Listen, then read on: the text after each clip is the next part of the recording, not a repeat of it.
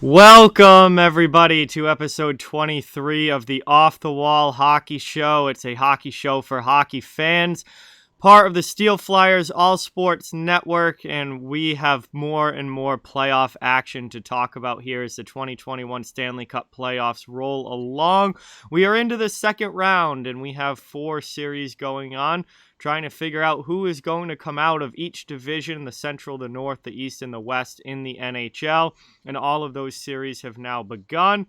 And we're also going to do a little bit of Conn Smythe talk. It's still very, very early, but it's never too early to look at who is playing great in the Stanley Cup playoffs. So we're going to talk about that in the latter part of the show. But first, per usual, I am joined by Steele here. So Steele, another week of playoff action under our belts here, Man. and a lot to talk about here heading into this one. So you ready to talk some great playoff hockey? Oh man, John, how you doing, man? I'm doing well. You're doing well. That's great.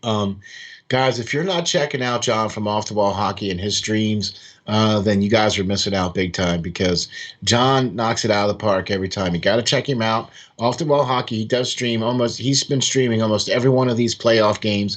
If you're not on the stream, man, you're missing out. You got to check him out, though, for sure. Thanks for having me on again, man. This is great. I love doing the show here.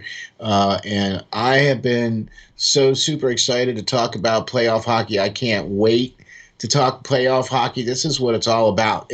Everything culminates to this point in time in the year where it's playoff hockey. Yep. I mean, like, everything else is put on hold.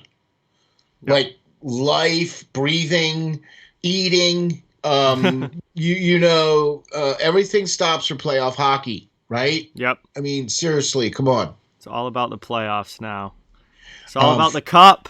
It's all about that cup, man. It's all about that chalice, okay? Absolutely. And here's the thing. What I've really been impressed with is the different feel from last year to this year. Oh, yeah. Where last year, everybody was in the bubble. They had the big gray sheets all over the seats and everything, and all they had was just the lights, and, they were pumping in crowd noise, and you could hear the clacking of the skates, and you could hear the guys yelling and screaming and blah, blah, blah, and the whole 9 yards, and it's like, well, okay, that was a little different. Mm-hmm. I mean, hearing the guys skating and that's a little different than what you can normally hear, but I would much rather be hearing the emotion of the cheering fans. Mm-hmm. Okay, because I think that has raised the level. Absolutely. Of whatever you want to call it. It's raised the bar big time for this year's playoff hockey. Yeah, I absolutely agree. This year has just felt totally different than last year. The energy level, the atmosphere in the arena, just the level of excitement on the ice, everything's been pushed up.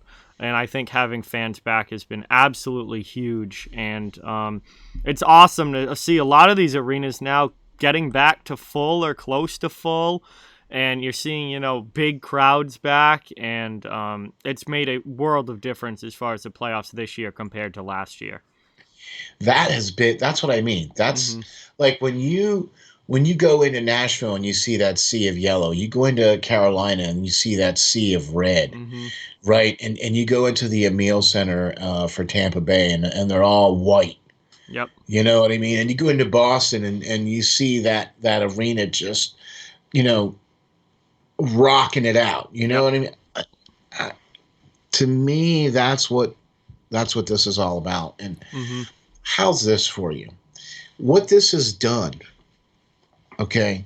All this has culminated into expanded an expansion team. Now there's another new team coming in, the Seattle Kraken. Right? There's going to be an expansion draft here in about a month and a half ish, less than that, right? And then the regular draft, and you're going to see a new team come into the league. Okay. Yep. And you're seeing viewership has been on the major increase, on the rise, not just in the viewership of the games, but in also of all of the other supporting shows and stuff like the Worlds have increased viewership. Yep. The World Junior Championship has had increased viewership. The Women's Hockey League has had increased viewership. Mm-hmm. Everybody is just feeding and trying to get more hockey. Yeah, absolutely. And right? That's great to see. Exactly. And with this playoff hockey coming around right now, like this is almost a perfect time for playoff hockey to come back around. Mm-hmm. Okay. It garnered 2 huge major TV contracts that were unheard of 2, 3, 4 years ago. Mm-hmm. Okay. They quadrupled the amount of money that the TV deals have gotten in these last 2 deals now for the next season coming up. Right? They went from $4 billion to like almost $10 billion. Or something crazy like that. Yeah, it was a massive increase between the two compared to what they were getting from NBC. The first deal was for 10 years, I believe. This deal is for 7. And it had to be split up by 2 different media conglomerates where ESPN/Disney bought the one half and then TNT bought the other half. Yeah, and those 2 combined, I think, are more than double what they were getting from NBC for the exclusive deal. So the TV money is drastically increased for the NHL starting next season for sure. Exactly. And they're going to see increased revenues because of teams in the playoffs. That's always an increase in revenue. And hopefully they're going to see it's not going to happen next year, but the year after, where you're going to see the salary cap is going to go up drastically, I think. Hopefully. We'll find out. I don't know. There's been a lot of conflicting and different reports on what's going to happen with the salary cap here. Right. And they initially said that they were going to cap it for last year and this year because of the pandemic. Yep. Okay. And so they weren't going to raise it, but they were going to cap it for these. And then they were only going to raise it based off of what income numbers were based off of during the season and the playoffs for this year. Mm-hmm. Right. So it potentially could go up even next year. Yeah, there's been reports that it may not go up for another 4 to 5 years, though. That's a possibility. Look, if that's the case, then you're not going to see these big $9, $10, $11, $12 million a year contracts anymore. That's done. At least for now, absolutely. Right. You're not going to see teams doing those because it's not worth it and they don't have the money and the space to do it. And we see what's happened. I mean, so far in the playoffs, you look at everybody in the league making over $10 million except for Carey Price is out of the playoffs right now. What does that tell you? It's a team game. It's not about having one big superstar or a couple big superstars. It's about having a well-rounded, deep team. It's a team game in the playoffs, and a lot of the big stars are out, and the more well-rounded teams are the ones that have moved on. Exactly. Which is how it should be. Oh, yeah, this is what makes hockey, I think, the best compared to other sports where you can just rely on 1 or 2 superstar players and all of a sudden, you're going to be going deep into the playoffs. I think basketball is the worst with that. Is like just have a superstar on your team, and you're gonna be going to the playoffs. And they've built so many super teams in the NBA. It's like hockey's the exact opposite of that. You can have Connor McDavid, you can have Austin Matthews, you can have Artemi Panarin, you can have Mitch Marner, you can have Leon Draisaitl, you can have Sidney Crosby, you can have Alex Ovechkin. It doesn't matter. They're all out of the playoffs right now because they don't have good enough teams around them. You could have all those guys on the same team. You could put all those guys on the same team, right? Get all the best guys, like put the all-star team out there. You know what I mean? And you would still have to get somebody that's going to be able to put them together as a team. Mm-hmm. Because that's what I think is happening here in the NHL, where teams are getting that one star and then, all right, we got the one. Well, yeah. Yep. You got to have some more, because one guy, it's not basketball. No. Where one guy can't carry the entire team. You know No, what I mean? absolutely not. You need to have 5, 6, 7, 8 guys on the team that are superstars or whatever you want to call. I mean, look, whatever you got. You look at Colorado. There's only 2, 3 names on that team that anybody knows that are household names, right? Seriously, Carolina, there's maybe one. Yeah, Carolina is a great example of just a well-rounded team. I mean, they've got a lot of talent, but they're not guys that are getting tons of recognition and talked about around the league. The Islanders are the same way. Same way. Yeah. It's like, but then you have teams with the likes of like Boston, who has quite a list of players on the team that are, I would consider to be, in the superstar range. Mm-hmm. I mean, wouldn't you? Yeah, Bergeron, Marchand, Pasternak, Charlie McAvoy Rask. Now on the back end. Rask is a top goaltender. Right, there you go. Tampa Bay. Tampa's loaded. Team. They're completely loaded. But they also have the third and fourth lines that make significant impacts. They have depth defensemen that can impact the game and can play good in a depth role. And the biggest thing for the teams that are left in these playoffs, goaltending. Every single one of them has gotten great goaltending. Without a doubt. I mean, look, if you look at what the Winnipeg and the Edmonton series, and Hellebuyck played amazing. Yep. Okay, and that is what helped propel them to move on past Edmonton, because they were able to keep the likes of the McDavids and the Dreisaitl's off the board. Mm-hmm. Okay, so that is a very key one right there too. Then you look at Carey Price, and Carey Price has had an up and down season, to say the least. Yeah, it was not a good regular season for Carey Price, but all of a sudden the playoffs came along and playoff Carey Price was back. Hey, I'll take playoff Carey Price. Oh yeah, all day long. What? Okay, cool. And they were able to take care of Toronto, which I am out of gas. And this is what we talked about in our what it means to be a Warrior series, where Toronto just doesn't have that killer instinct. Nope. They've got superstars on the team that are just that. They're superstars, but they don't have that Warrior mentality. They're not going to, like, if a grenade is thrown in front of everybody, they're not going to be the guy that jumps out there to cover up that grenade. You know what I mean? Like, I'm just using that as an example. Yeah, absolutely. And you look at their top players were not good enough in that series. Morgan Rielly was not good enough as their top defenseman. Matthews and Marner were not nearly. I mean, they combined for 1 goal. Matthews and Marner, who between the two of them are making 21, 22 million between the two of them. Matthews had 41 goals this year. What? He had 1 in the playoffs. What? 1? Marner had 0 in the playoffs.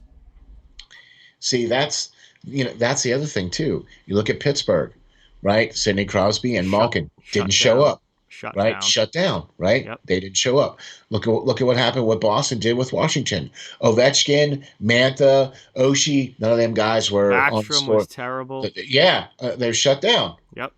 Right? Taken out. End of story, right? It's how you win playoff hockey. It's defense usually wins out over offense in the postseason.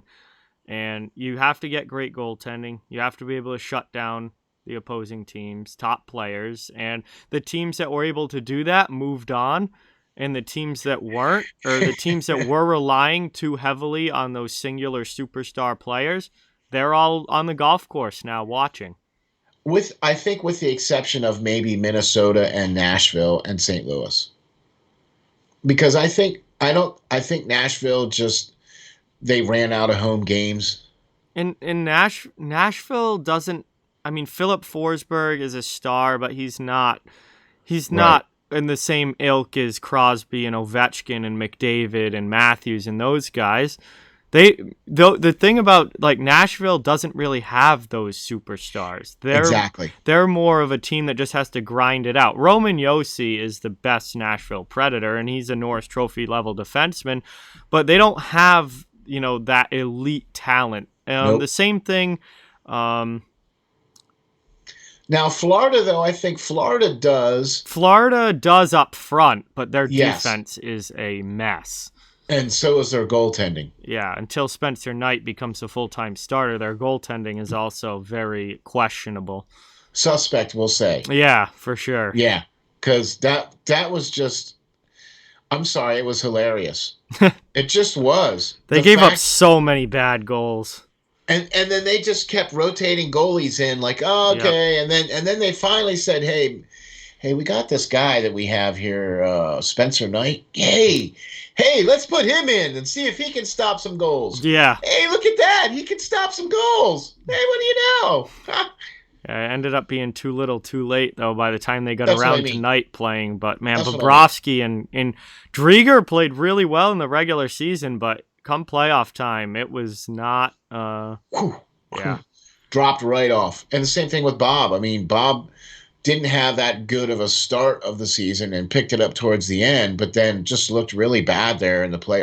And their defense was a disaster. I mean, the amount of 2-on-1s and odd man rushes that they gave up, the amount of breakaways that they gave up, the bad pinches, the turning the puck over.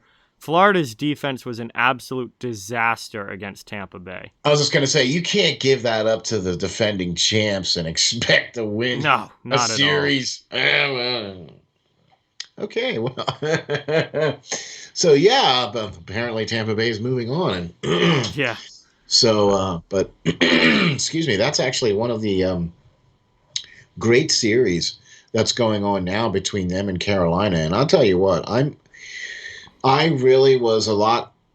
I've been high on Carolina now since the trade deadline, because they've been on the come, and they're.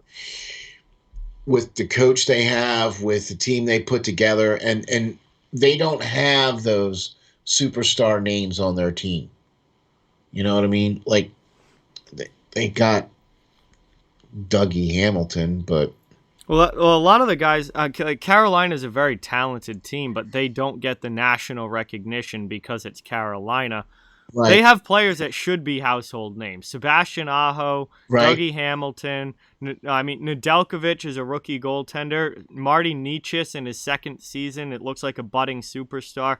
They have guys that should be household names, but because it's Carolina, they're really not. But they're an extremely well-built, deep team that really rolls four lines, plays good team defense, and just they don't rely too much on any singular line or any singular player. It's really a team effort from Carolina. Exactly. Unfortunately, now, though, I think they're getting a little too beat up where they're going to be missing Niederreiter for an extended period of time.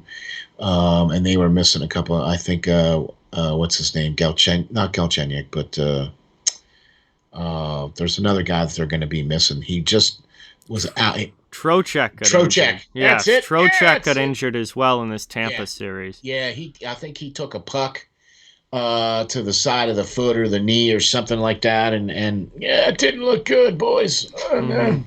So but I think, and they're also up against the stacked juggernaut of Tampa Bay, where Tampa Bay just came into Carolina's house and just said, "Ping." Yeah.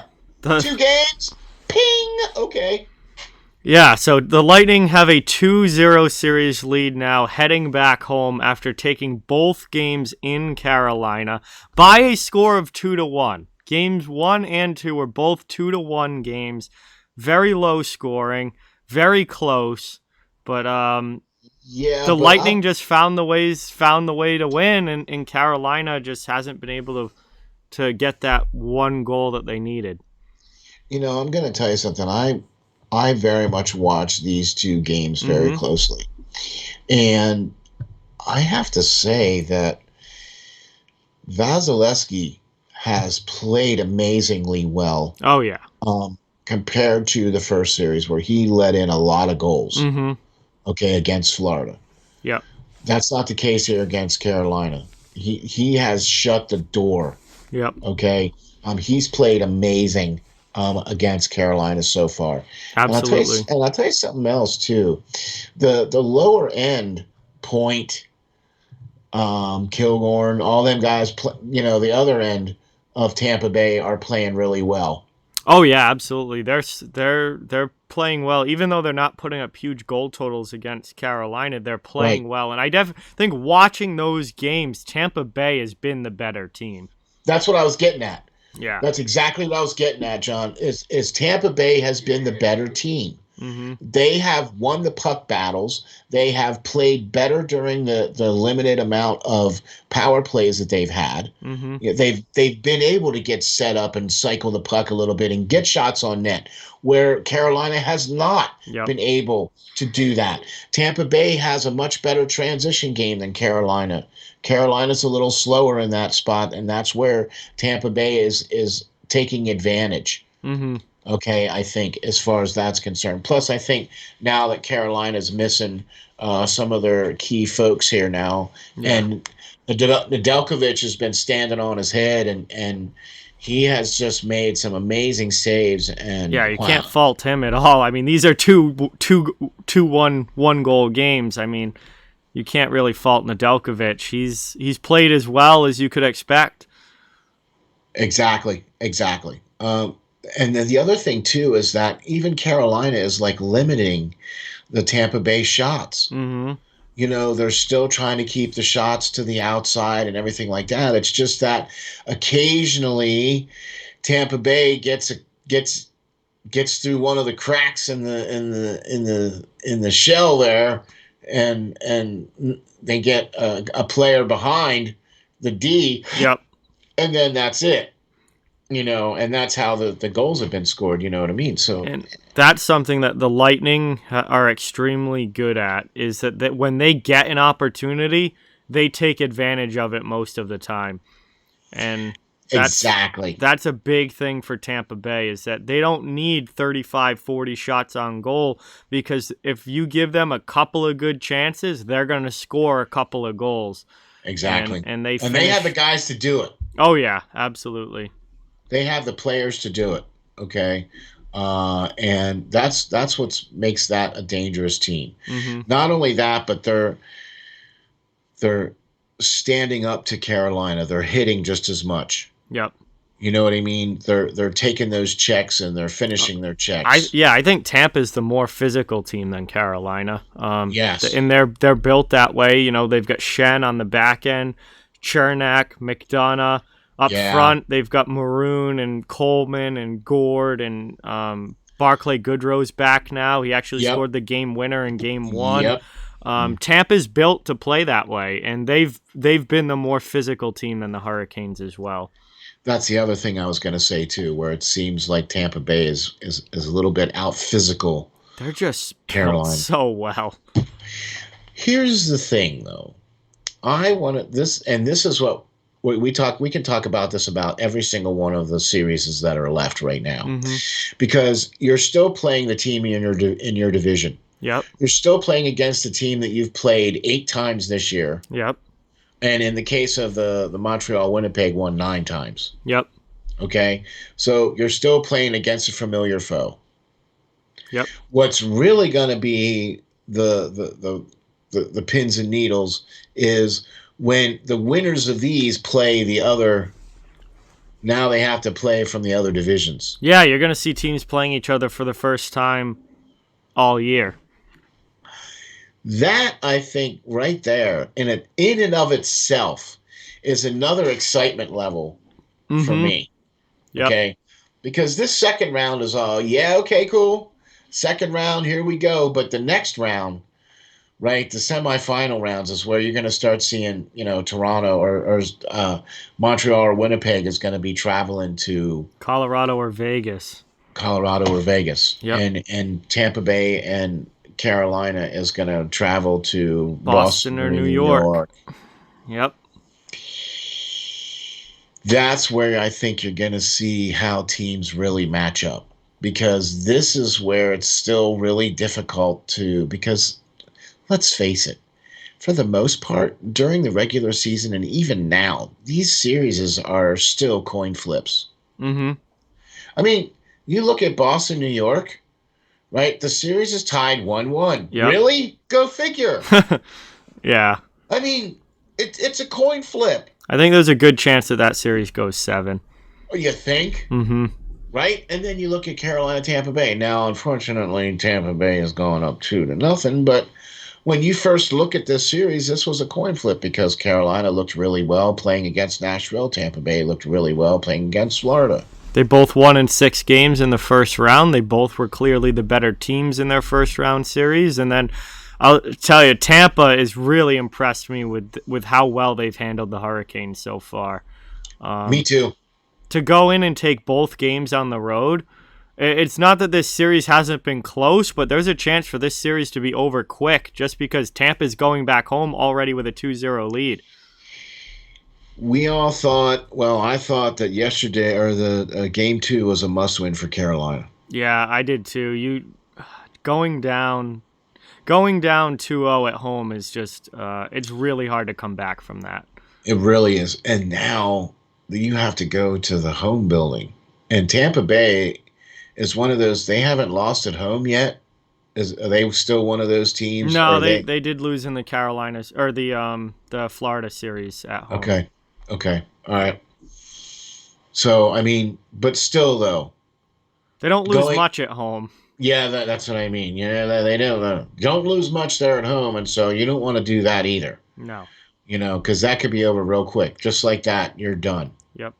So, if Carolina, you know what? If Carolina doesn't win this next game, it's over. You'd almost have to write it. Yeah.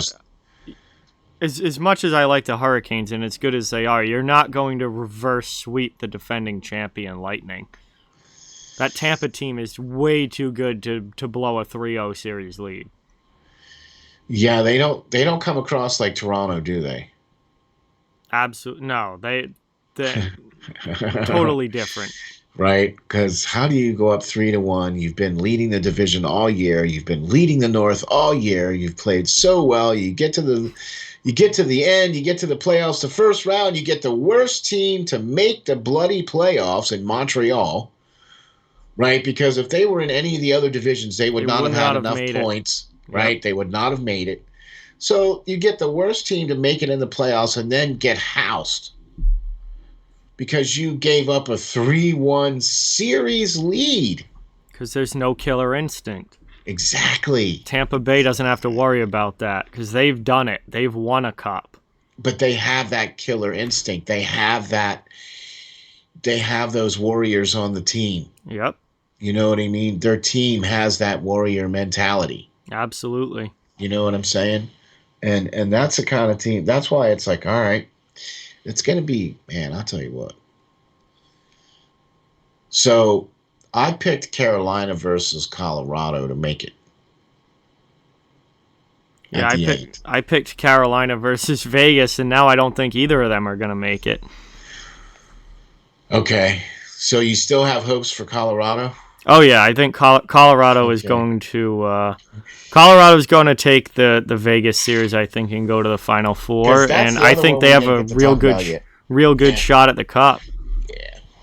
That's the next series we should probably talk about, huh? 2-0 Colorado absolutely dominated game number 1, 7-1, just an absolute beatdown. And then they came out in game number 2 and were able to win it in overtime. And it was a much, obviously, closer game and a much more competitive game. And Vegas put up a good fight, but Mikko Rantanen was able to score in OT, and they walked away with a 3-2 win. And Colorado now has a 2-0 series lead heading back now to Vegas. And yeah. We'll see if Vegas is able to, get themselves back into the series with some home wins. But Colorado is definitely in the driver's seat right now. Oh, boy. They haven't lost a game yet. Yep. Colorado has not lost a game in the playoffs yet. That's pretty impressive, if you must know the truth. I mean, they swept St. Louis, which Yep.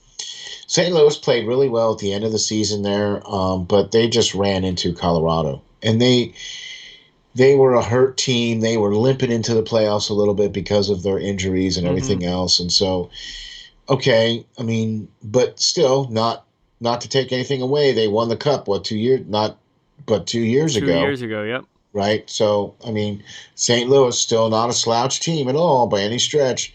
And then to just now, the first game against Vegas, you have to take that with a little bit of grain of salt because Vegas was coming off a very, very emotional 7-game series. Mm-hmm. Okay, against a very, very tough opponent. Yep. And had only played the previous night. So they only had 1 day rest. Yep. Okay, to come in and play Colorado for game 1. Right? So you would think that, all right, that's okay, you're tired, you were flying and, whatever. Okay, I get it. But then to come out and then lose game 2 and still get I still think that Colorado just still played a better game. Colorado's been the most dominant team in this playoffs easily so far. And Vegas doesn't have an answer. I don't think Vegas has enough offense to answer. That's been one of the biggest things with the Golden Knights this year in the postseason is that they haven't really been scoring. Even in the Minnesota series, they didn't score a lot of goals. And they were the 3rd highest scoring team in the regular season. They're really struggling offensively here in the postseason. Yeah, because I think they only got to the 4-goal mark once in the first round, right? And they haven't scored that many goals at all. So yeah, that's not how you do that, guys. You're supposed to be putting it in the back of the net, there, guy. That's how that works.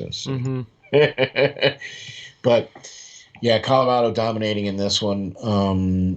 Everybody was like, oh, Vegas at the end of the year. Vegas because they were on the cusp of winning the President's Trophy and all that and everything else. And I was just like, well, okay, yeah, Vegas is a good team, but I'm still carrying that Colorado flag, right? And I've been carrying that Colorado flag now since February.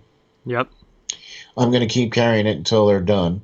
Because, frankly, they're the only thing that's going to save my bracket. Yeah, mine's already junk. So if Carolina loses to Tampa Bay, then that squashes that side. I can still take it I still can get it if Boston wins.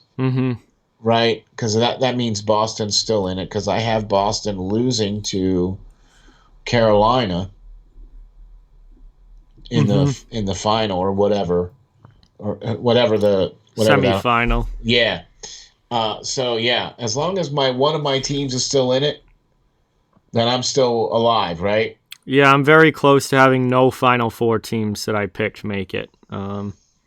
Because Pittsburgh and Toronto are already out, and then Vegas and Carolina are down 2-0 in their series. So. Oh, that's right, because you picked Pittsburgh to come out. Yeah, so that didn't work. So yeah, my bracket is junk, which it usually is. Yeah, right. Well, this was the first year I did a bracket. So. Oh yeah, last year I got the Cup winner right, so I'm happy with that.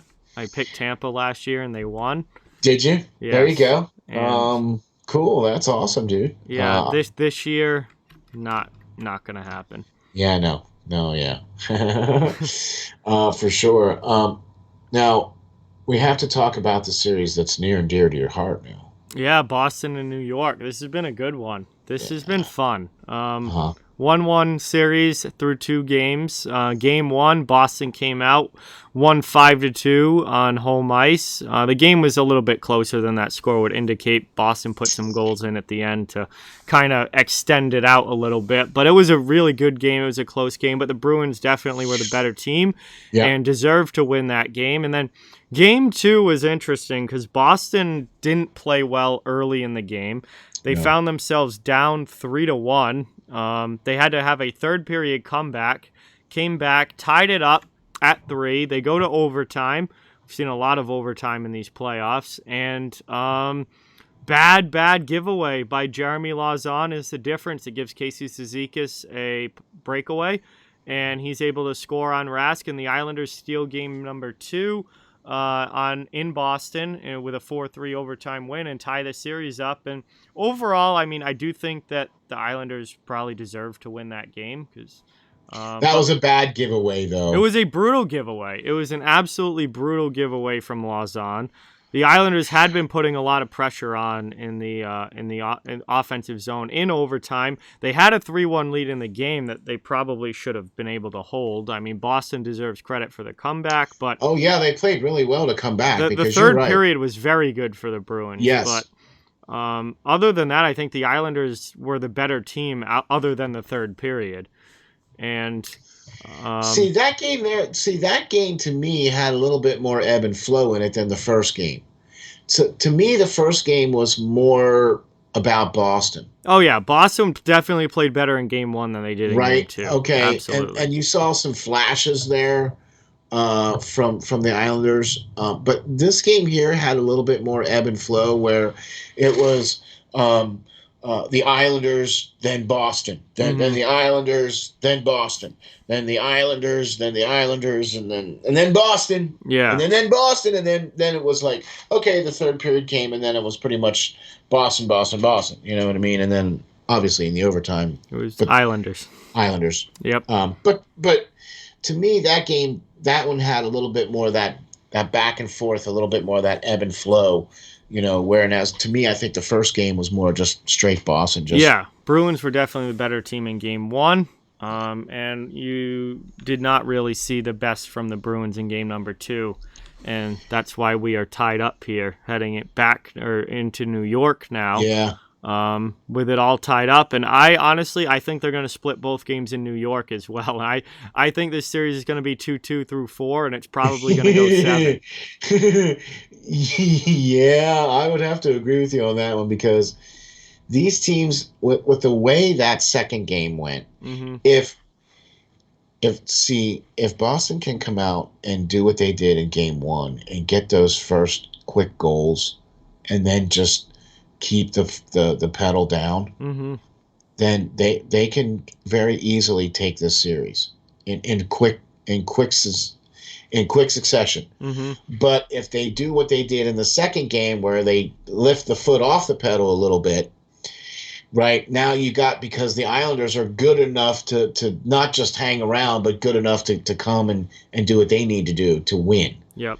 So you have to keep the pedal down, and you have to keep the pressure up. You can't just let up a little bit. Yep. You have to keep it rolling.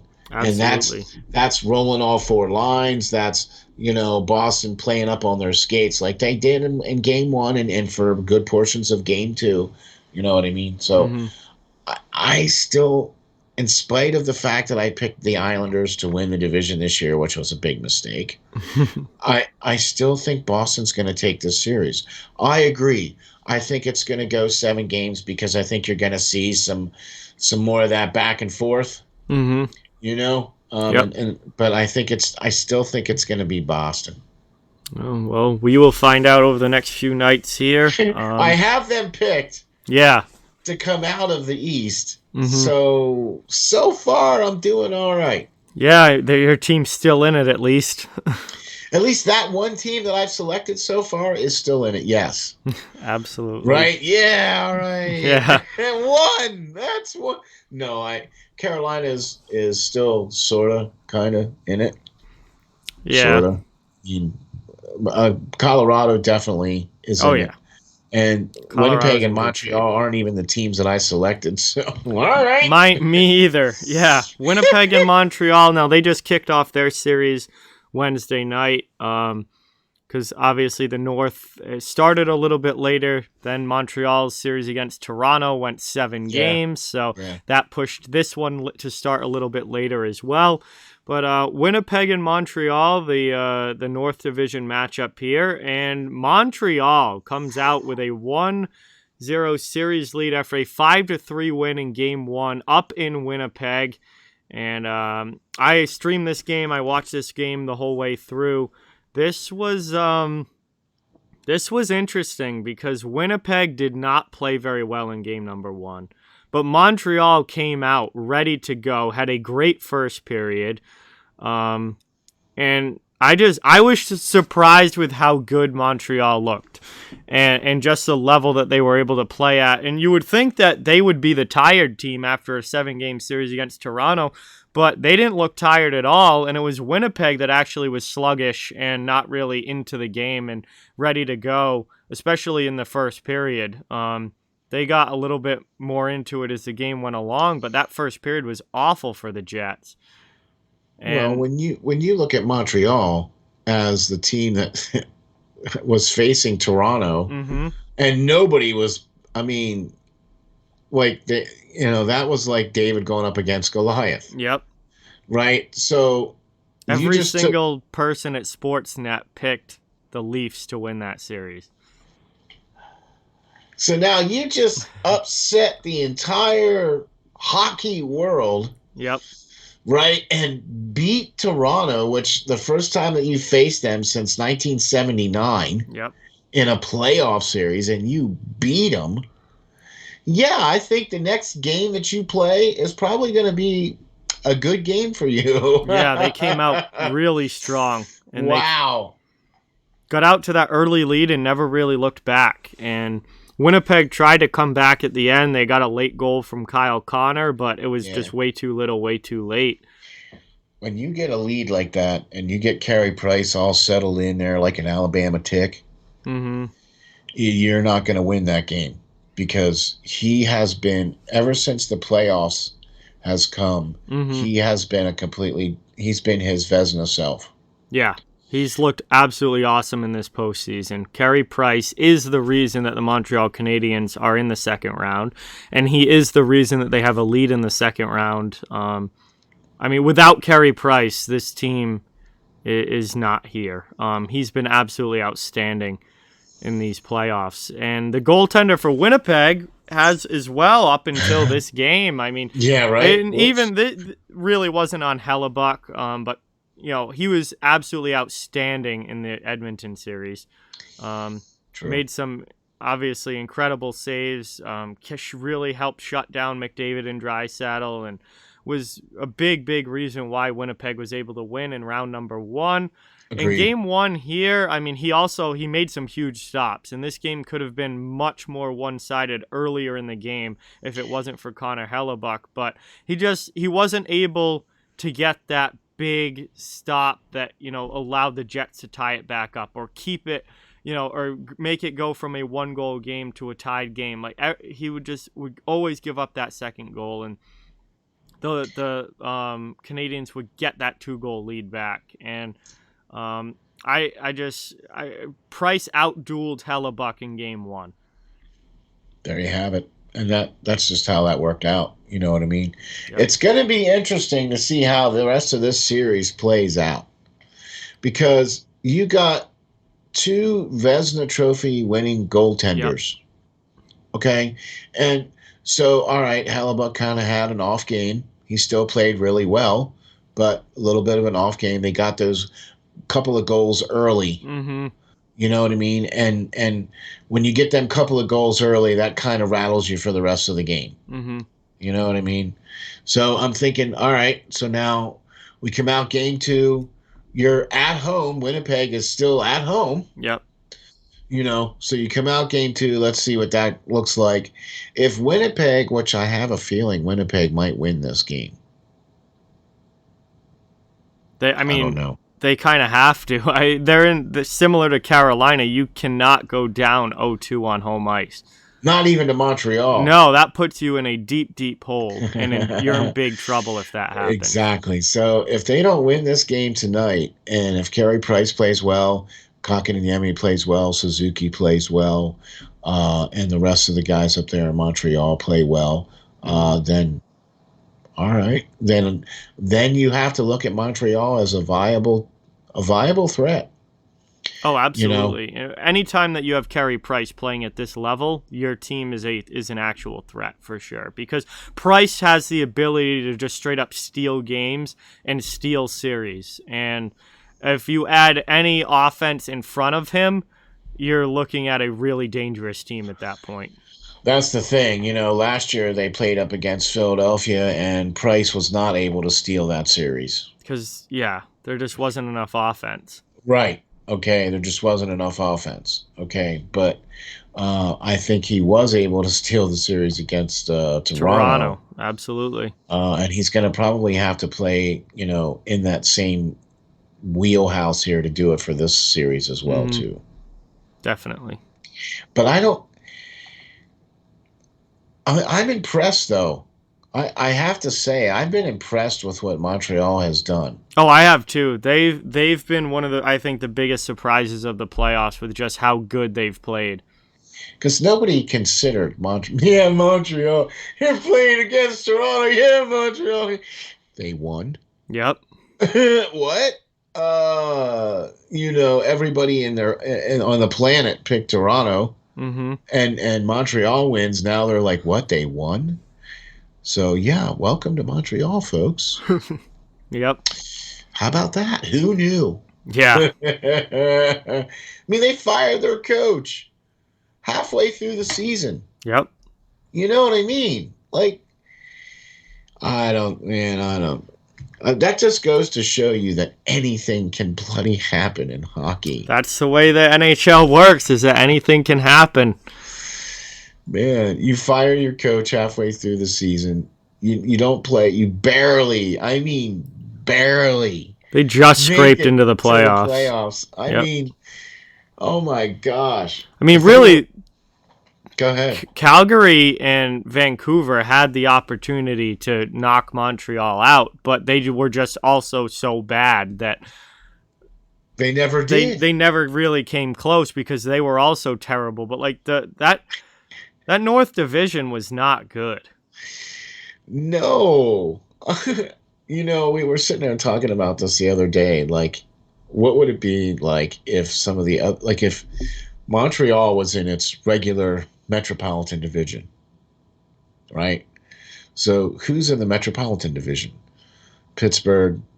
Philadelphia. They'd be with Boston and Tampa and the Atlantic. Florida. They'd be in the Atlantic. Yeah. All right. Normally, they'd be in the Atlantic. That makes it even worse.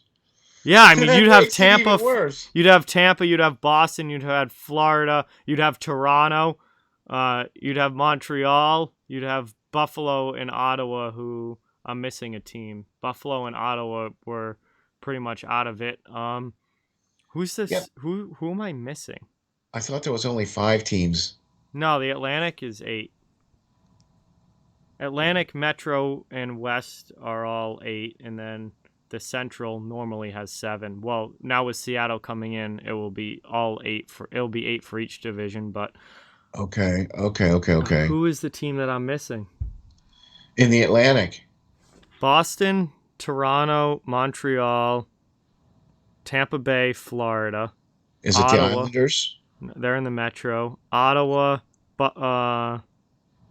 Buffalo. I said all the Canadian teams. My gosh. I forget the normal divisional alignment. Is it Florida? Now. Yeah, I know. Is it Florida? Is it New Jersey? Nope, New Jersey's Metro. Florida, I said. Washington's Metro. Pittsburgh and Philly are Metro. Island. Oh my God! Is it Detroit? Yes, it's Detroit. Okay. There we go. Detroit belongs in the Central. Yeah. I'm sorry, but Detroit belongs in the Central. That's when they redid that alignment. But if Montreal was in the Atlantic, that would have been even worse.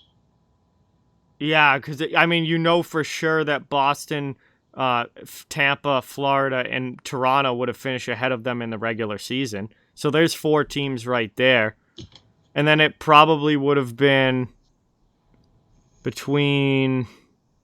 Well, Montreal probably would have finished 5th, I would think, because it would have been between Montreal and Ottawa for 5th, and Montreal is better than Ottawa, so. And then Buffalo and Detroit would have been down at the bottom, but yeah. But if they would have played against Buffalo and Detroit, and I think that those games would have been much more closer, and I think those teams would have won more of those games than Montreal might have. I mean, I don't know. Yeah, I mean, we'll never know what Right. would have happened if the divisional But that's what I'm alignment saying. was normal. Yeah, that's what I'm saying. If you put the divisions back to the way they normally were, Montreal isn't even close. So that's why what they're doing right now is that much more impressive. Oh, that's why all you got to do is get into the playoffs, and then anything can happen. And that's the way the NHL has been for a long time, and we're seeing that again this year with a lot of, look at the Islanders. They were a 4 seed. You look at the Canadians, they were a 4 seed. They barely made the playoffs in their divisions, and now they're potentially going on runs here. Tampa Bay, they were a 3 seed. Yep, Tampa was a 3 this year. Vegas was a 2 seed. Yeah. Winnipeg was a 1. Winnipeg was Boston was a 3. Yeah, Boston was Winnipeg a 3. was a 3. Yeah, so there you go, man. The All the lower seeds. The only 1 seeds to make it were Carolina and Colorado. And then even in the Central, the 1 seed made it, but the 2 didn't. Who knew? I mean, what? I mean, that's what makes just hockey the best. And the same thing in the East, right? Top 2 seeds 1 and out. 2 are sitting. North 1 and 2 sitting. Because they were beat by the 3 and the 4. Yep. Hey, go figure. Welcome to the NHL. Oh my gosh, man. Is your head spinning yet? It is, because there's so much great hockey. Oh my gosh, man. Are you kidding? This is so awesome, man. I can't wait for more games to come. I can't wait for the next games to be played. Oh, yeah. This next week is the second round. We get deep into the second round, and I'm sure that some of these series will be finishing over the next week or so, and we'll get a really good idea. We'll know who's going to come out of these divisions for the most part, and who's going to make the Final Four. Exactly, and really looking forward to that as well, too. Absolutely. And, also, the NHL draft lottery was held. The lottery was Wednesday night, and Wednesday night. I didn't really talk much about it, and we just not bring it up in the show until now because really not a whole lot happened that was out of the ordinary. It was almost the exact opposite of last year, where you had teams moving all over the place and bouncing all around.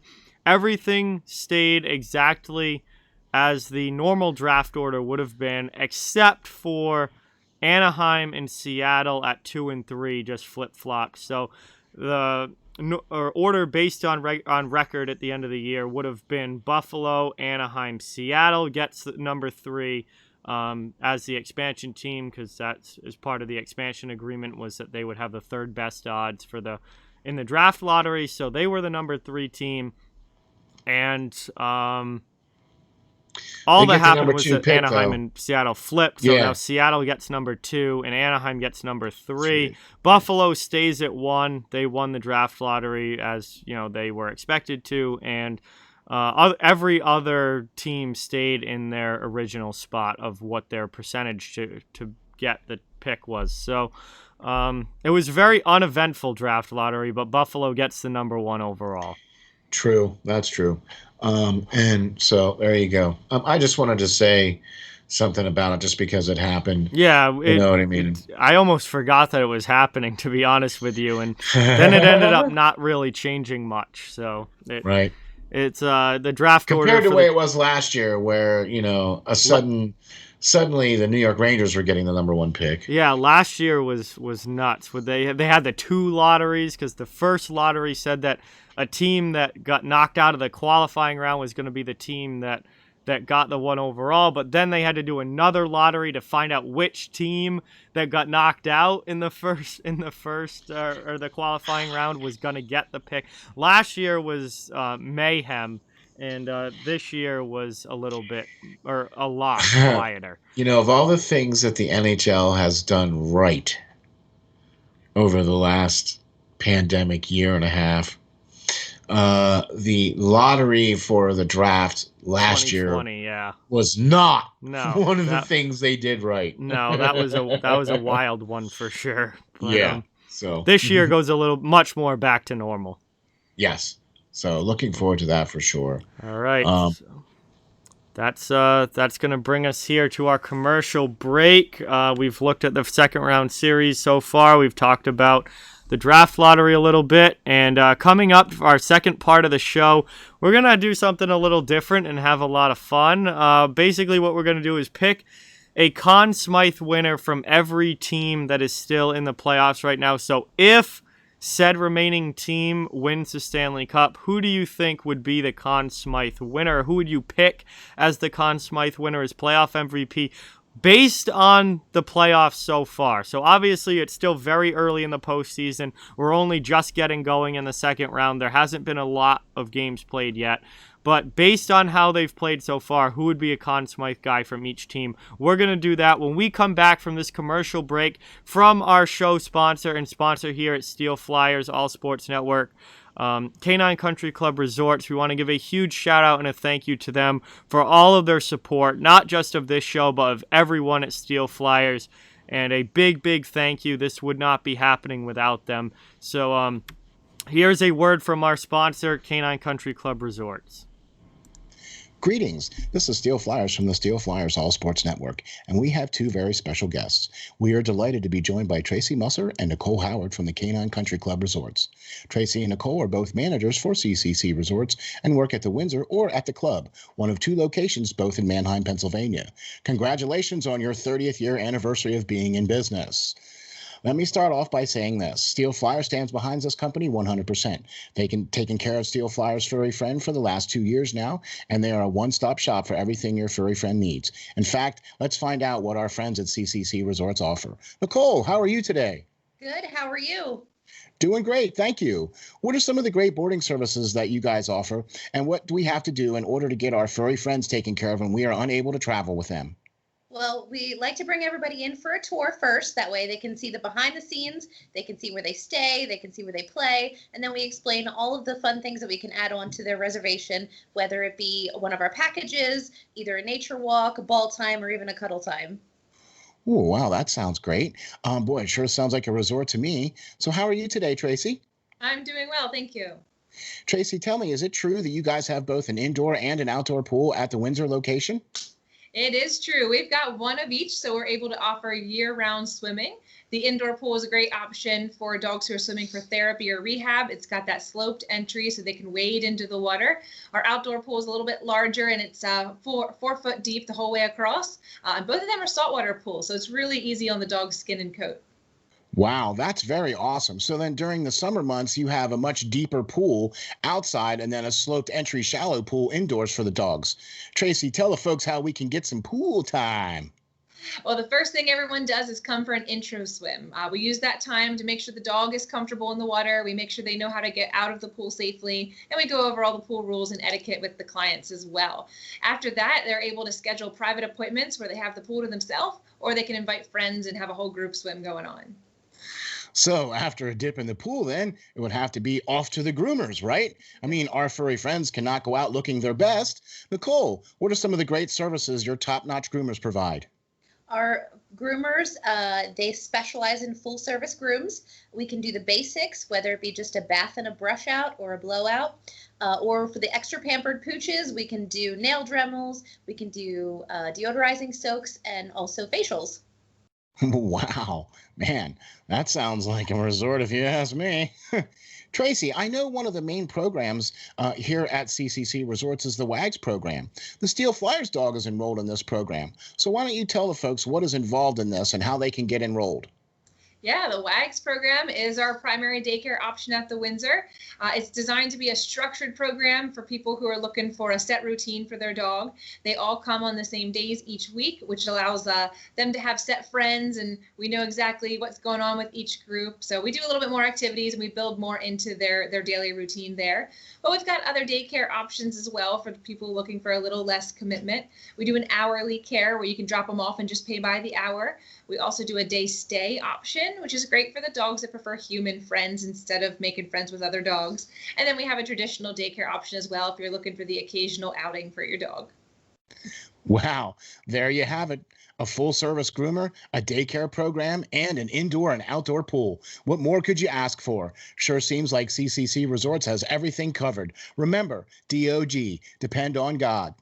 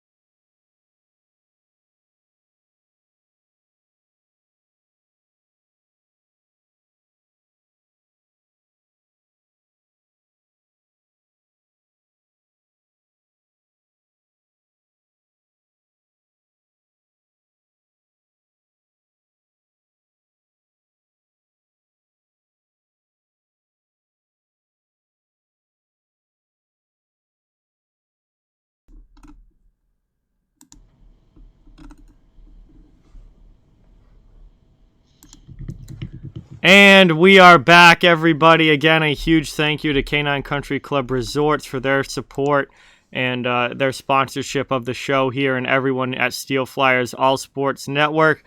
Now it is time for the second part of our show, and we're going to have some fun. So what we're going to do is, like I said, go through every team that is remaining in the playoffs and pick who we would pick to win the Conn Smythe playoff MVP as of right now, if that team were to win the cup. So obviously, teams have only played, 5, 6, or 5 to 8 games, somewhere around that for the most part.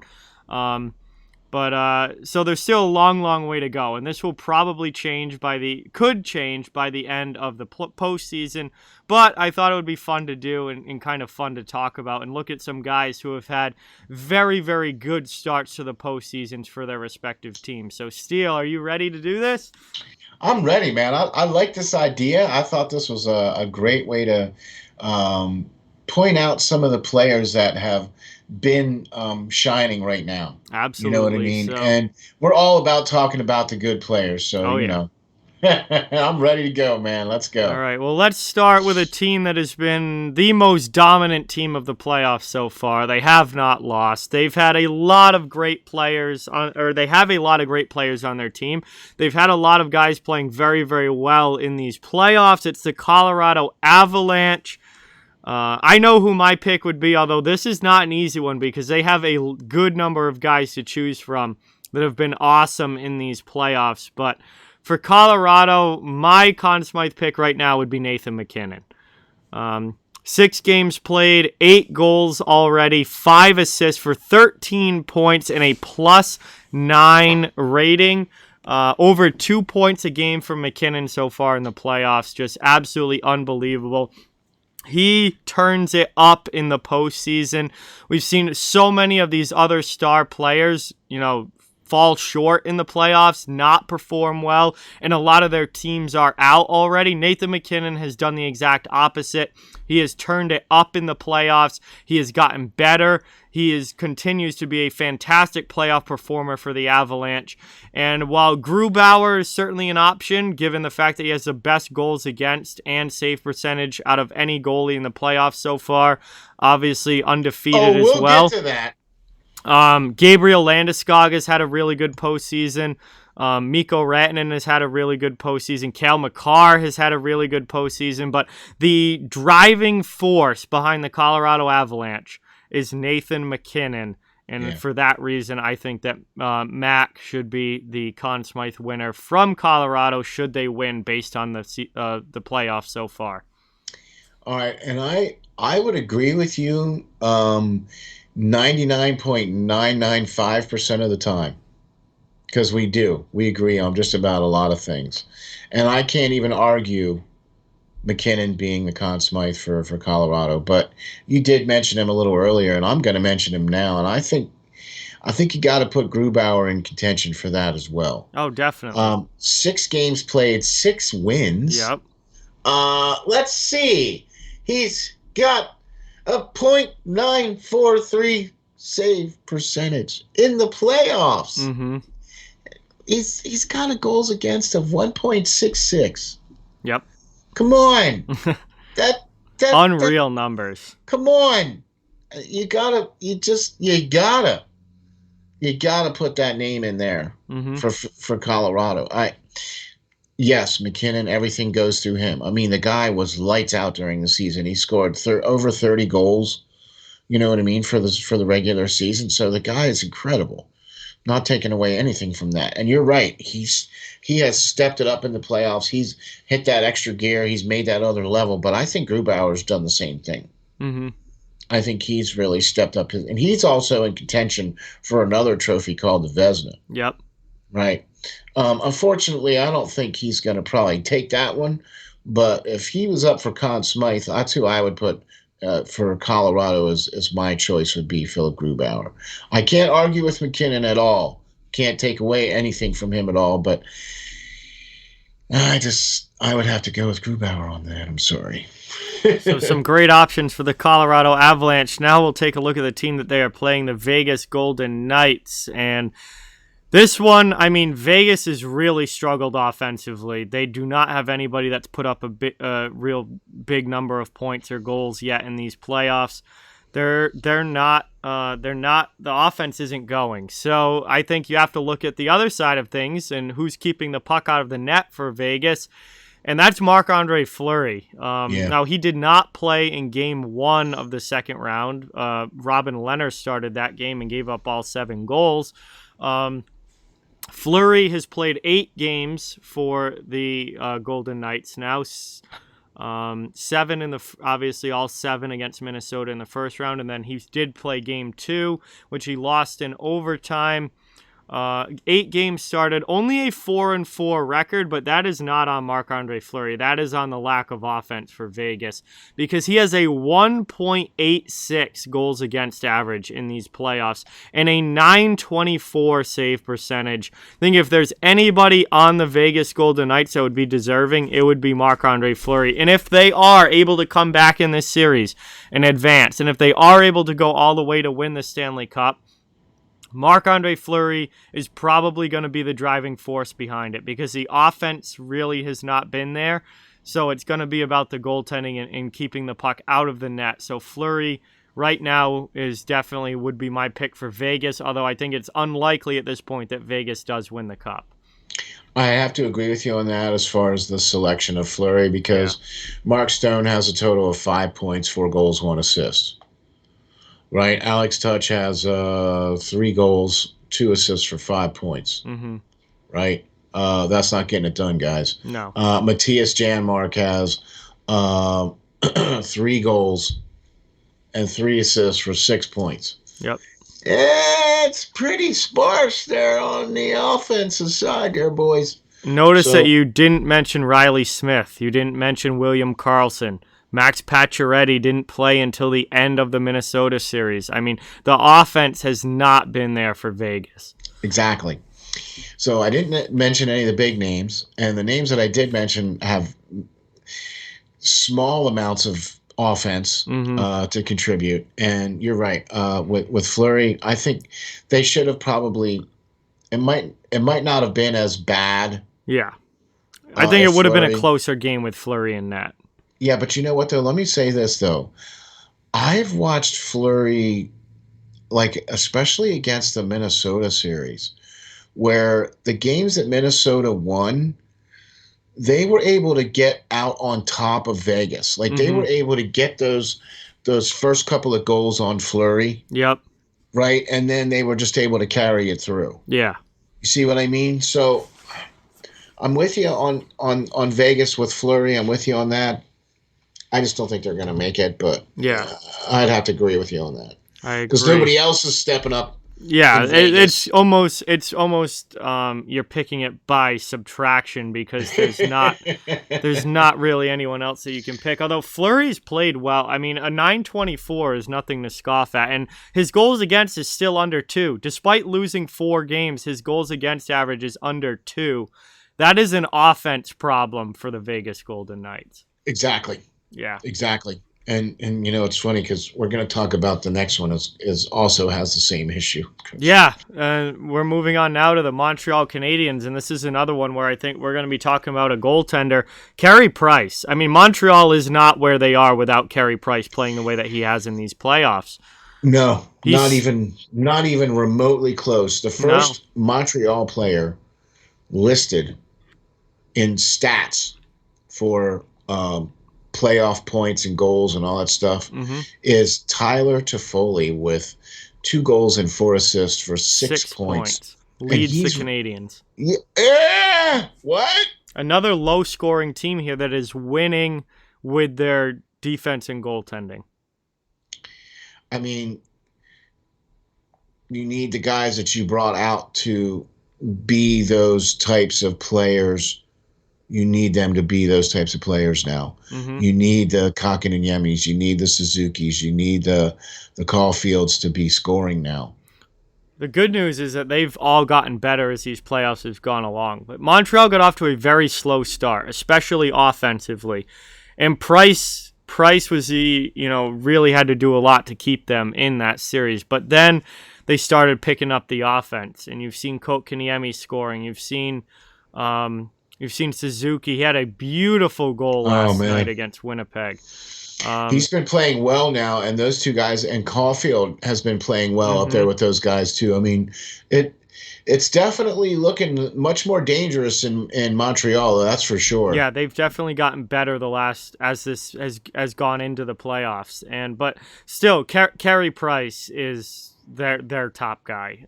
8 games started, a 5-3 record, 2.33 goals against average, and a 928 save percentage, which is even better than Marc-Andre Fleury's.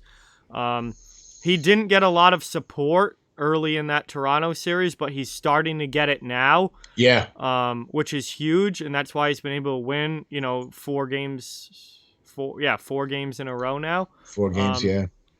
But the Price is the reason that Montreal is in the second round, and Price is the reason that they're gonna, potentially come out of the North if they're able to hold on and win this series against Winnipeg. I mean, he has played to where everybody was expecting him to be during the regular season. He's now being that in the playoffs. Yeah, this is Vezina level Carey Price right now. Okay, cool. You got guys back there on the back end for Montreal. Okay, You got the Corey Perrys, you got the Shea Webbers, you got some guys back there. You got some offense now trying to click here a little bit. You've had a Vezina winning Hall of Fame goalie there the whole bloody time. Mm-hmm. You would think that you'd be trying to take advantage of that a little bit more. Yep. See, that's the thing that kills me about some of these teams. You get this phenomenal shutdown goalie, and then you don't play in front of him. Mm-hmm. And you leave him hanging out to dry every night. Well, you know what? They don't get to be the Vezina caliber, shutdown goalies anymore when they're hung out to dry every night. Mm-hmm. You know what I mean? That's not very conducive to. No. I mean, But you're right. That's the only reason why, because it hasn't been because of the offense. No. Man. So.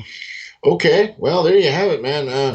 So let's see, we got Nathan McKinnon, and I actually threw Grubauer in there. So all we've done now is talk about 3 goalies, basically. Well, we're gonna add to that. Well, yeah. Hey, let's talk about another goalie. The Winnipeg Jets, Connor Hellebuyck. Wow. I mean, talk about a team that really is resting on him. Yeah. I mean, they are just completely and utterly dependent on him. Absolutely. Completely and utterly. And lucky for them, Vezina level Connor Hellebuyck showed up in the first round. And he was able to keep the puck out. He was able to stop, McDavid and Draisaitl from taking over that series. And he didn't have his best game in game number 1 against Montreal. I mean, you really can't ask for much more from Hellebuyck in these playoffs. He's got 5 games started, a 4-1 record with a 2.01 goals against average and a .937 save percentage. Just an unbelievable first round series for Hellebuyck. And he's carrying the Winnipeg Jets. And he's the reason why they're there. Absolutely, and this team is only going to go as far as Connor Hellebuyck is able to carry them. And it's really a goaltending duel right now in the second round between Price and Hellebuyck. Price won game number 1. Well, we'll see what happens in game 2, but the Hellebuyck is playing right up there at that level as well. When with the likes of Kyle Connor only scoring 3 goals, 2 assists for 5 points, Blake Wheeler has 2 goals, 3 points, 3 assists for 5 points. Mm-hmm. You need a little bit more, boys. You know what I mean? You need a little bit more. Now, thankfully, they've got a Vezina caliber goalie back there. Mm-hmm. You know what I mean? So that you'd almost have to say if Winnipeg makes it to the final and wins, it's only going to be because of Hellebuyck. Yeah, there would be. I don't see anybody else standing tall in Winnipeg for that. No. All right. So, just don't. No. But, hey. Moving now to the East, Boston Bruins. This is an interesting one. So I think there's a number of different guys that could get consideration, but this might come to a surprise to a lot of people. But my pick right now for Conn Smythe for the Bruins would be Charlie McAvoy. I can actually understand that. You know what I mean? Because for a defenseman, he's +6. He's got 7 points. He's got 6 assists. He's playing 26 plus minutes a night. Yeah. Anchoring the Bruins defense. Clearly their top guy on the back end. Plays in all situations. Power play, penalty kill, 5-on-5, 4-on-4. Does everything. Charlie McAvoy is really having a coming out party in these playoffs, where he is one of the top young all-around defensemen in the NHL. And I think he's been the most valuable player to the Bruins. If you take Charlie McAvoy off of that back end, Boston is not where they are right now. True. But then again, if you took Pasternak away, if you took Marchand away, if you took Bergeron away, if you took Rask away, if you took any one of these one players away, you see what I mean? That's the thing. Oh, there's a lot of guys for Boston that would be in contention based on their stats right now. Man, I'll tell you what, I like where you're going with that. But I would still have to go with Bergeron. Bergie's had some big goals for sure. He really has played well, and he's had some very important goals so far, not just in the games against the Islanders, but against the Capitals. The Capitals. Yep. I mean, he's played really, really well. He has. And so Pasternak's had a great playoffs too. That's what I mean. He's got 10 points, 5 goals, 5 assists. So I mean, either one of those two guys, I would lean more towards Bergeron than Pasternak, but I understand why you have McAvoy because of. I mean, I agree. If you need that stud defenseman, and McAvoy is that stud defenseman. And if you took him away.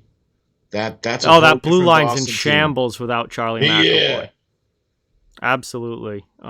He just his all around impact on the game, the minutes that he's playing, the shutdown defensive way that he plays, the penalty killing, the power play. I mean, 6 of his 7 points have come on the power play. Yeah. I mean, he brings it. He can bring it in every aspect of the game, and he has completely taken over that blue line for the Bruins, and he is their standout number 1 guy. Yeah, can't argue with you on that, my man. Can't argue with you on that. I mean, when you look at what Bergeron's done, and he's got 2 power play points. He's playing an average of 20 minutes a game. Mm-hmm. You know what I mean? He even has a game-winning goal there as well, too. So, I mean, one of those guys, okay. Yeah, definitely. Pick one. I mean, pick one, seriously. Definitely get some good candidates there in Boston. Moving on now to the New York Islanders. This is another one. Islanders have been interesting in these playoffs. I think there's a few different guys that you could go with here. My pick is actually J.G. Pageau. And it's not very often you think about a third line center as your Conn Smythe pick, but Pageau has 9 points in 8 games in these playoffs so far, and he's also a +6 and still playing that defensive center role where he's the penalty killer, he's the face-off guy, he's the shut down the opposing team's, star player. And for the Islanders, their top line actually hasn't been that good in these playoffs. It's been the second and third lines that have been driving the Islanders. And Pageau, I think, has been a big reason why. I think he's been extremely valuable to the Islanders in these playoffs. And to have 9 points in 8 games from your third line center, that's absolutely huge. You know what? Josh Bailey and Brock Nelson each have 7. Bavillier's had a really good postseason. Okay, he was going to be the next one that I was going to bring up. He's also with 9 as well. Yep. He has 9 points as well too. And if it wouldn't have been for Beauvillier, I think that they would not have won the series against Pittsburgh. I agree. Yeah. Okay. So I see where you're going there with that in New York, but that's who I would probably go more with Beauvillier just because of the series that he played against Pittsburgh, and only because the series against Boston's only 2 games old so far. You know what I mean? So it could swing back to Pajot because he's played really well, especially in the last 2 games. You know what I mean? But it could swing. But I would take either one of them. Pajot or Beauvillier for the Islanders, either one. All right, now a couple more to talk about. Carolina. So the Carolina Hurricanes, if they were able to come back and move on and eventually go on to win the Cup, based on what I've seen so far, Sebastian Aho with 8 games played, 5 goals in those 8 games, 2 assists, 7 points, a +4 rating. 2 of his 5 goals were game winners, and he's playing over 22 minutes a night as a forward, which that's big ice time for a forward. Aho, I think, is just such an underrated player. He gets it done in all facets of the game. He's great defensively. He can play in every situation. Obviously, bring the offense for the Hurricanes so far in these playoffs. He leads the Hurricanes in points. He would be my Conn Smythe guy for Carolina at this point. I don't think that they're going to make it all the way based on how this Tampa series has looked, but if I had to pick somebody from Carolina, it would be Aho, and he's had a really strong playoffs, and if this team is able to come back, he's going to be a big reason why. You know, I have to look at that and go, because I've watched these games, and I watched the Nashville series too. And Sebastian Aho has been playing very, very well, and he played really well in the Nashville series too. And but unfortunately though, they're running up against Tampa Bay. Yeah. And they're Carolina's going to be missing some guys here now. They're going to be missing Niederreiter for at least the rest of this series. Trocheck was not on the ice for practice today. Yeah, and they're probably going to be missing him for at least a game or 2 as well, too. So that doesn't bode well. But I can understand where you're going with that, but I would actually have to go with Nedeljkovic for Carolina. I know we keep going back to the goalie. Yep. But if I look at what's going on here and I see how he's played against Tampa Bay, and those games were much closer than what they probably could have been, because Tampa Bay he made some saves against some of those. Tampa Bay is not known to put up a whole lot of shots. They don't need to, right? But the quality shots that they put up, and he was there to make those saves. And not only was he there to make those saves, but he's one of them. He's like that third defenseman back there. Yep. You know what I mean? Like, he moves the puck so much, and he's part of the play so much that's why I think I would lean more towards him, because not only is he keeping the puck out of the net, but he's also helping to start the rushes and get that first initial pass up ice. You know? Yeah. So that's why I would go with him. He's been strong in the playoffs. It's certainly not his fault that they're down 2-0 to the Lightning. I mean, both games were 2-1. I mean, he's keeping the puck out of the net for the most part. It's just .934 save percentage, right? Yeah. I mean, seriously, he stopped 185 out of 198 shots. Yeah. I mean, all things considered, in the let's see, how many games has he played here? He's played 8 games. Yep. Right. So my mistake. I read the wrong number there. He stopped 230 shots out of 250 in the 8 games that he's played. Yeah. With a .920 save percentage. Right. 2.18 goals against. Still good. Still good pretty numbers. darn tootin' good numbers. Absolutely. You know, with a shutout. Yep. Okay. So Look, if we were reading that off for one of our stars of the week, he would be there, right? Oh, absolutely. Yeah, I mean, anytime your goals against is that low and you've got a 920 plus save percentage, that's good goaltending. You can't blame the goalie for things that go wrong there. He's keeping the puck out. I mean, he's faced 250 shots, man. The next closest one is Vasilevsky. Yep. With 296. And then Soros has 252. Mm-hmm. Nobody else is even close. Yep. Carey Price has 264. Everybody else is way low. Yep. Lower than 200. Yep. For you know what I mean? So, man, I'll tell you what, that's stopping the bloody puck. Absolutely. So, you're going with Aho. I'm going with Nedeljkovic. All right, and that brings us to our final one here, the Tampa Bay Lightning, the team that is up 2-0 right now on Carolina. And if I had to pick a Conn Smythe winner for Tampa Bay right now, there's definitely plenty of guys to choose from because they've played really, really well in these playoffs. They're getting great goaltending from Vasilevsky. They've got guys scoring, but my pick would be Nikita Kucherov. For him to come back after not playing the entire regular season and just step right into the playoffs and have 12 points in 8 games with a +2 rating, 3 goals, 9 assists. He's second in the league in points in the playoffs. Kucherov would be my pick for Conn Smythe right now for Tampa Bay. What he is doing coming back is just unbelievable. There's no rust in his game whatsoever. His first game back, he scored 2 goals. Yep. We're sorry. Did we interrupt your off season or something? Did we have to make you actually come and play some hockey this year? Oh, we're sorry. He misses the entire regular season, hasn't played since the last game of the Stanley Cups last year, hasn't played a game. Comes out the first game of the first round of playoffs and scores 2 goals. Yep. Yeah. Gonna have to agree with you on that one all the way around. This guy has lived up to the hype.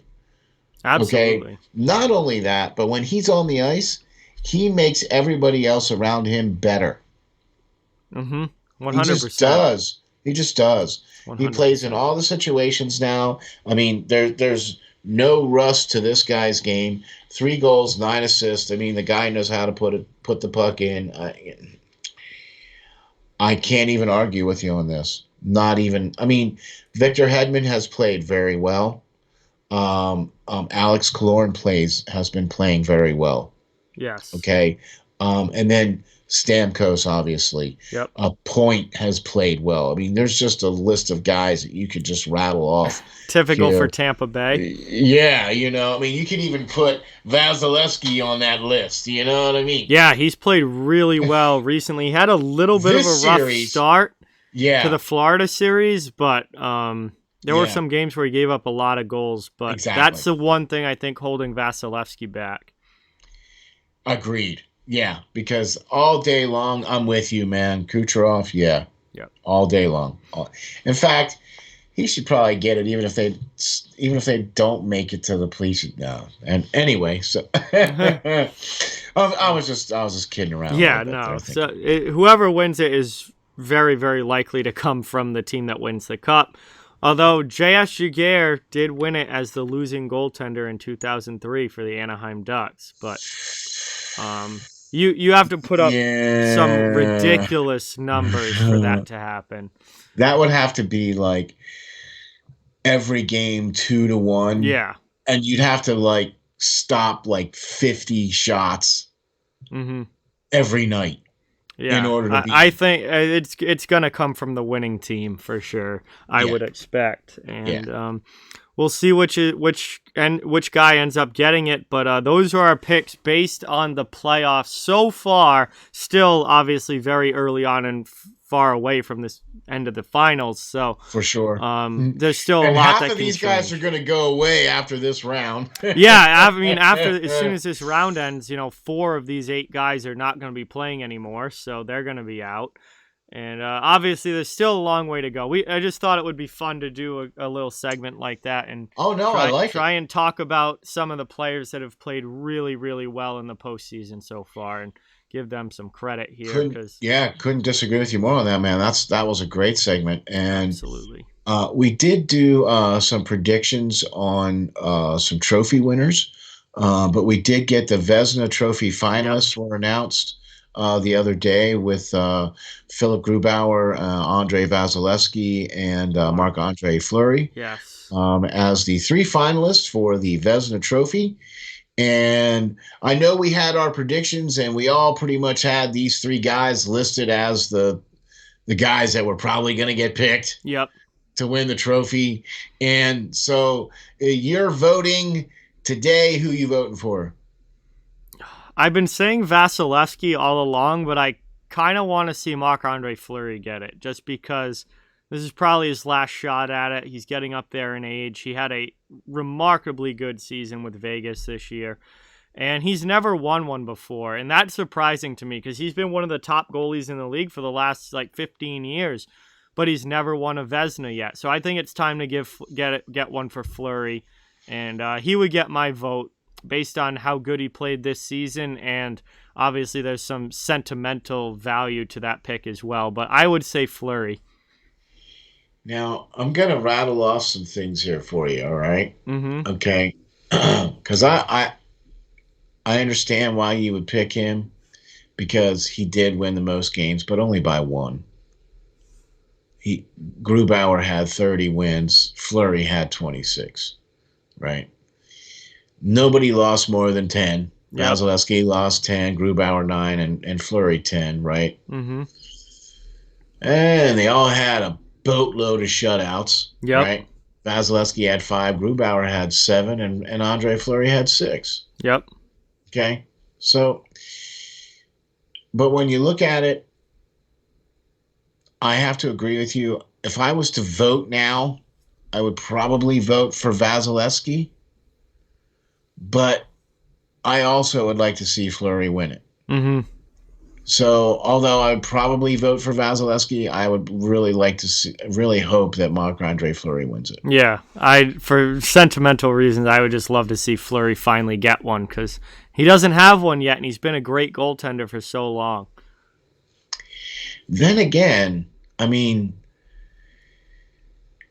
wow. When you look at the numbers, when you stack them up, right, and you look at the numbers, the goals against are the save percentages, mm-hmm. but then the goals against numbers, where Vasilevsky is 2.2, Grubauer's 1.9, and Marc-Andre Fleury is 1.9. Yep. Right. So saves were definitely in Vasilevsky's favor because he had way more shots. Yep. So that means he was the busier. He played more games too. Mm-hmm. He played 42 games. Grubauer played 40. Marc-Andre Fleury only played 36. Yep. But still, you can't. Man, I'll tell you. And man, Hellebuyck wasn't that far back. No. Right? He wasn't that far back. He played 45 games and was 24 and 17 and 3. Right? Mm-hmm. So, and he faced more shots than Vasilevsky did. Wow. Yeah. Yeah, he did. Yeah, he did. Yep. So there you have it. Well, I'm with you. I would vote for Vasilevsky, but I would like to see Andre Fleury win it. So, we'll see what happens when they announce the awards, but they're your Vezina finalists that we know of. And that's going to bring us here to the end of episode 23. So, again, a huge thank you to our sponsor, Canine Country Club Resorts, all their support, not only of this show, but of everyone here at Steel Flyers All Sports Network. And we could not do this without them, so a big thank you to them. This is the Off the Wall Hockey Show. It's a hockey show for hockey fans, part of the Steel Flyers All Sports Network. I was joined once again, per usual, by Steel. another great show in the book, Steele. Thank you so much for being here, and can't wait for another week of hockey. I know, man. It's going to be exciting. We got second round action taking place, and then maybe by the time we get to the next show, which will be next Friday, we'll have some maybe third round action. And by that point, maybe who knows? Yeah, we'll see how long these series take to wrap up and how long they go, but we're just plugging along in the playoffs here. And love these playoff edition shows, man. Yeah. From Off the Wall Hockey playoff edition shows. Yeah, love this format. Absolutely, and we're getting closer and closer to the Stanley Cup. So thank you guys all again so much for watching and listening. Very, very much appreciated.